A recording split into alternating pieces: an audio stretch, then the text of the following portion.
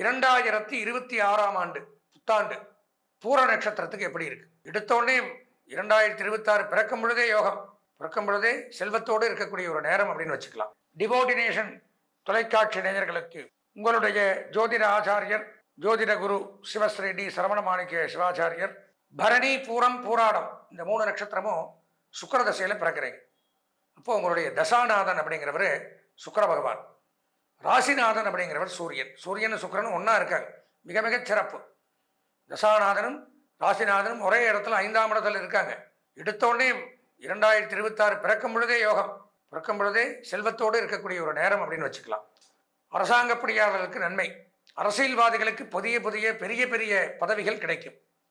பொன் பொருள் ஆடை ஆபரணங்கள் வாங்கலாம். கணவன் மனைவிக்குள்ள அந்யோன்யங்கள் ஏற்படுது, கருத்து வேறுபாடுகள் விலகுது, பிரிந்த தம்பதிகள் ஒன்று சேருவார்கள். அதே மாதிரி பார்த்தீங்கன்னா உலோகத் தொழில் பண்ணுறவங்களுக்கு நல்லது. தங்கம், வெள்ளி, ஈயம், பித்தளை, இரும்பு, காப்பர் இந்த மாதிரி இதில் ஒரு வேலைப்பாடுகளை செய்யக்கூடியவர்கள், நகை செய்பவர்கள், நகை வியாபாரிகள், ஜுவல்லரி வைக்க நடத்தக்கூடியவர்கள், நூல், பருத்தி, பஞ்சு, ஜவுளித்துறை, டெக்ஸ்டைல் பிஸ்னஸ் இதுலேயும் சிறப்பாக சாதிக்கலாம். மில் வச்சு நடத்தக்கூடியவர்களுக்கு நன்மை. அதே மாதிரி பார்த்தீங்கன்னா பொதுப்பணித்துறை, குடிநீர் வடிகால் வாரியம், நிலத்தடி நீர் சம்பந்தமான தொழில் பண்ணுறவங்களுக்கு நன்மை. வாரிசுகள் மூலம் நன்மை. திருமண பாக்கியம் அப்படிங்கிறது ஏற்படும். தடைப்பட்ட திருமணங்கள் நிச்சயிக்கப்படும். குழந்தை இல்லாத தம்பதிகளுக்கு குழந்தை பாக்கியம் அப்படிங்கிறது ஏற்படும். போருமே வியாபாரங்களை பெருக்கலாம், புதிய வியாபாரங்களை தொடங்கலாம். வியாபாரத்தில் இருந்து வந்த பிரதிபந்தக தோஷம் அப்படின்னு சொல்லக்கூடிய இடையூறுகள் விலகுது. வியாபாரத்தில் எதிரிகள் மறைவார்கள். இப்படா இவன் மட்டும் முன்னேறான்னு ஆச்சரியப்படுவாங்க. இந்த மாதிரி வியாபாரங்கள் பெருகும். வியாபாரத்தை பல இடங்களில் கிளைகளை விரிவுபடுத்தலாம். நம்ம மேலே இருந்து வந்த ஒரு அபவாதங்கள், பிளேம், கெட்ட பெயர், அசிங்கம், அவமானம், கேவலம் இதெல்லாம் நிவர்த்தியாகும்.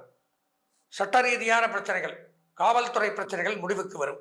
அதே மாதிரி ஸ்டோன்ஸ் வியாபாரம் பண்ணக்கூடியவர்கள், மார்பிள், டைல்ஸ், கிரானைட்ஸ், ஜெம்சன், இந்த மாதிரி பவளம், முத்து, இந்த மாதிரி கல்லெல்லாம் இருக்குவார். அந்த மாதிரி ஸ்டோன்ஸ் எல்லாம் வியாபாரம் பண்ணக்கூடியவர்கள், ஆபரண வியாபாரம் பண்ணுறவங்க, அழகு நிலையங்கள் வைத்து நடத்தக்கூடியவர்களுக்கு நன்மை சற்று கூடுதலாக உண்டாகும்.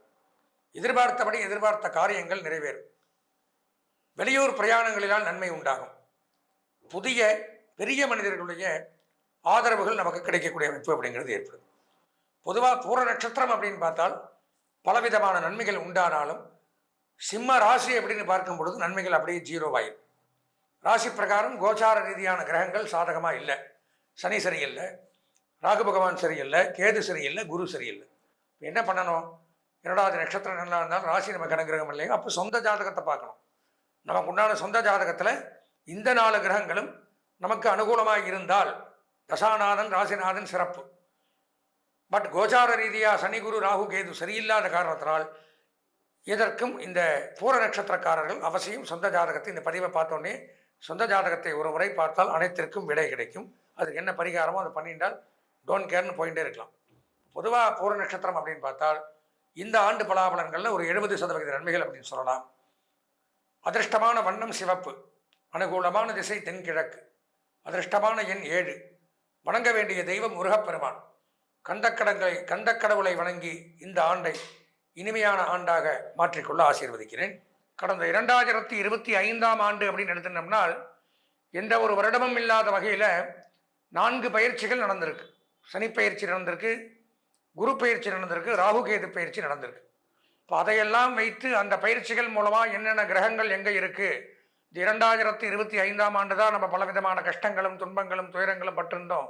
2026 ஏதாவது மாற்றங்கள் உண்டாகுமா அப்படிங்கிற பலவிதமான எதிர்பார்ப்புகளோட பல ராசிக்காரர்களும் நட்சத்திரக்காரர்களும் எதிர்பார்ப்போடு கொண்டிருக்கும்.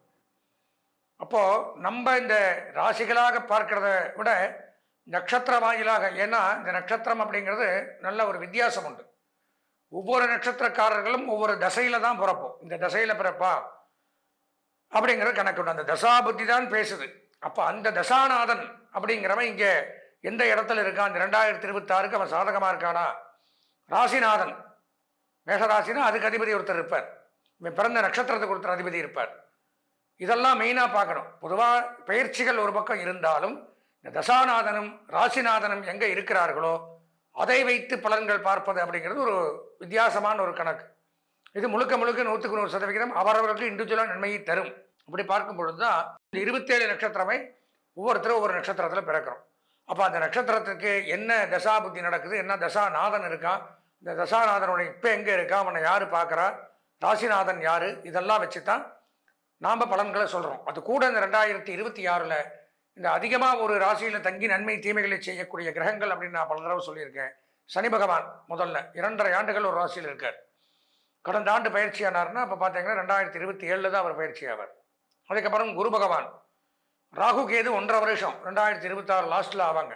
இப்போ இவங்கெல்லாம் சாதகமாக இருக்கா, நம்ம தசாநாதன் சாதகமாக இருக்கா, ராசிநாதன் சாதகமாக இருக்கா, இப்படி இந்த பயிற்சிகளோடு கூடிய இண்டிவிஜுவலையும் பார்க்கறது தான் இந்த பலாபலன்களுடைய ஒரு பதிவு.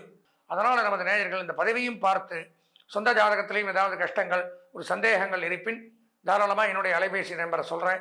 9865098370 9865098370 இந்த எண்ணிற்கு தாராளமாக தொடர்பு கொண்டு உங்களுடைய சொந்த ஜாதகத்தை விரிவாக தெளிவாக பார்த்து பயன்பெற்று இந்த 2026 சந்தோஷமாக கொண்டாட பிரார்த்தித்து விடைபெறுகிறேன். நன்றி, வணக்கம்.